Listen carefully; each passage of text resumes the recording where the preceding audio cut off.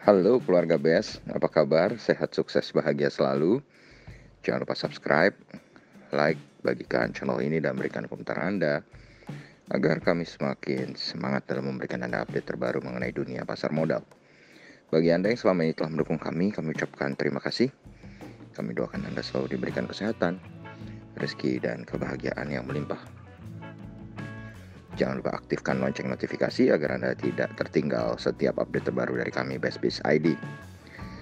Dan langsung saja kita mulai dengan market review untuk perdagangan hari ini, hari Kamis tanggal 29 April 2021. Pada market outlook tadi pagi kami menyatakan bahwa IHSG 51% akan berada di dalam zona hijau bersama-sama dengan Asia. Dan pada market outlook tadi pagi kami juga menyatakan bahwa saham-saham komoditi terutama timah, kami sebutkan namanya sahamnya TINS, dan juga saham-saham nikel akan memperoleh kenaikan yang cukup signifikan yang disebabkan oleh kenaikan dari harga komoditas timah dan harga komoditas nikel yang cukup tinggi. Di samping itu kami juga menyatakan bahwa saham-saham batubara akan mengalami kenaikan karena ternyata kontrak batubara untuk bulan Mei juga mengalami kenaikan. Dan ternyata kejadiannya adalah betul bahwa saham timah atau TINS naik sampai 9,38%.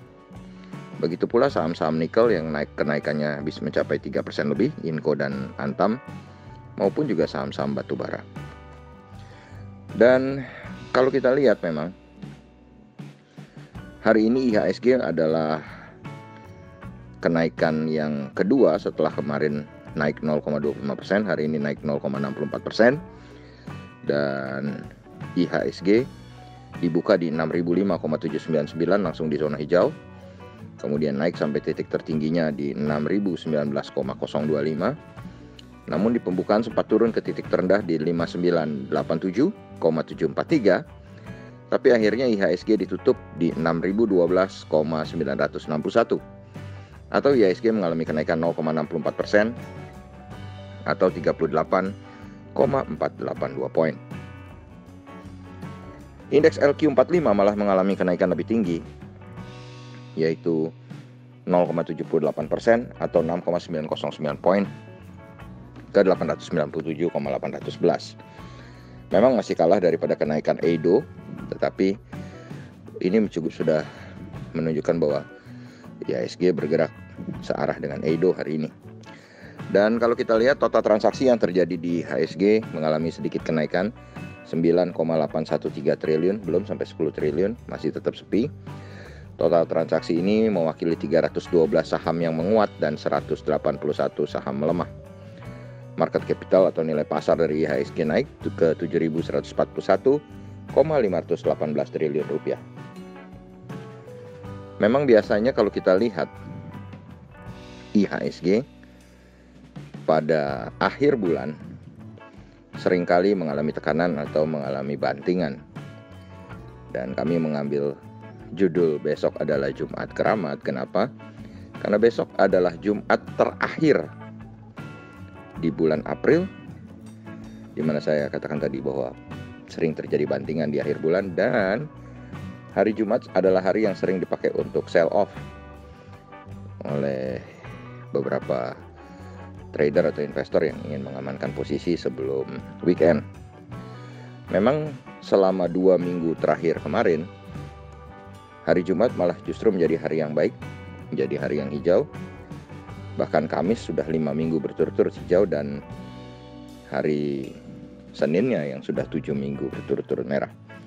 Tapi apa yang akan terjadi besok, mari kita bahas. Investor asing sendiri hari ini melakukan net foreign sale sebesar 21,78 miliar rupiah. Dan kalau kita lihat kurs rupiah sendiri hari ini mengalami penguatan yang tidak begitu besar tapi cukup signifikan. Ini 47 poin atau 0,32%, cukup signifikan. Kenapa? Karena akhirnya rupiah berhasil di bawah 14.500, tepatnya di 14.427 rupiah per 1 US dollarnya. Kemudian kalau kita lihat harga emas dunia saat ini berada di 1.777,30 atau melemah 4,1 poin atau 0,23%, atau kalau dirupiahkan adalah 824.381. Sedikit melemahnya emas ini juga menandakan bahwa dunia masih tetap optimis walaupun ada ketakutan mengenai COVID di India dan juga di Brazil yang cukup menyita banyak perhatian. Kemudian kalau kita lihat dari daftar saham-saham yang dijual oleh investor asing, maka juaranya adalah TLKM, Telkom Indonesia. Net foreign sale 62,4 miliar, sahamnya naik 60 poin atau 1,91% ke 3.200, sekaligus yang paling tinggi kenaikannya di daftar saham net foreign sale. Yang kedua adalah ASII, Astra International Tbk, net foreign sale 56,7 miliar, sahamnya naik 75 poin atau 1,4% ke 5.425. Di posisi ketiga ada JPFA atau Java Tbk, net foreign sale 17 miliar, sahamnya turun 95 poin atau 4,59% ke 1.975, menjadi yang penurunannya paling dalam di daftar saham net foreign sale. Kemudian ada BSDE atau Bumi Serpong Damai, net foreign sale 11,1 miliar, sahamnya turun 10 poin atau 0,85% ke 1.165. Sedangkan GGRM atau Gudang Garam, net foreign sale 10,9 miliar, sahamnya turun 300 poin atau 0,82%. Lalu kalau kita lihat di daftar saham-saham yang dibeli oleh investor asing, maka The Big Bank menjadi juaranya, Bank Mandiri, net foreign buy 58,3 miliar, sahamnya naik 25 poin atau 0,4% ke 6.225. Kemudian BBCA, Bank Sentral Asia, net foreign buy 46,1 miliar, sahamnya naik 450 poin atau 1,42% ke 32.050, menjadi yang tertinggi juga di daftar saham-saham net foreign buy. Kemudian BBRI, Bank Rakyat Indonesia Tbk, net foreign buy 39,5 miliar, sahamnya naik 30 poin atau 0,73% ke 4.160. Kemudian Tower Bersama Infrastruktur Tebing, net foreign buy 29 miliar, sahamnya turun paling banyak di daftar saham net foreign buy, turun 40 poin atau 1,44% ke 2.740. Disusul Unilever Indonesia, UNVR, net foreign buy 26,6 miliar, sahamnya turun 25 poin atau 0,41% ke 6.050. Lalu kalau kita lihat dari bursa regional Asia sendiri yang semuanya kompak menghijau, indeks Nikkei 225 Tokyo Jepang yang hari ini tutup tetap di 29.053,971. Hang Seng Indeks Hong Kong mengalami penguatan 231,92 poin atau 0,8% positif ke 29.303,260. Kemudian SSIC Shanghai Composite Index menguat 0,52% atau 17,83 poin ke 3.474,9. Straits Times Index Singapura menguat 3,73 poin atau 0,12% ke 3.223,52.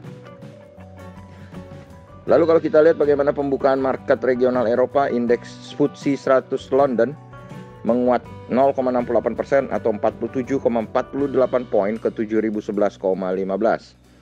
Sedangkan GDXI atau Xetra DAX Frankfurt justru bergerak berlawanan, melemah 0,19% atau 29,689 poin ke 15.262,49. Sedangkan Dow Jones Index Future tampak menguat 120 poin atau 0,36% ke 33.844. Sedangkan DXY atau Dollar Index menguat 0,093 poin atau 0,1% ke 90,702. Sedangkan dari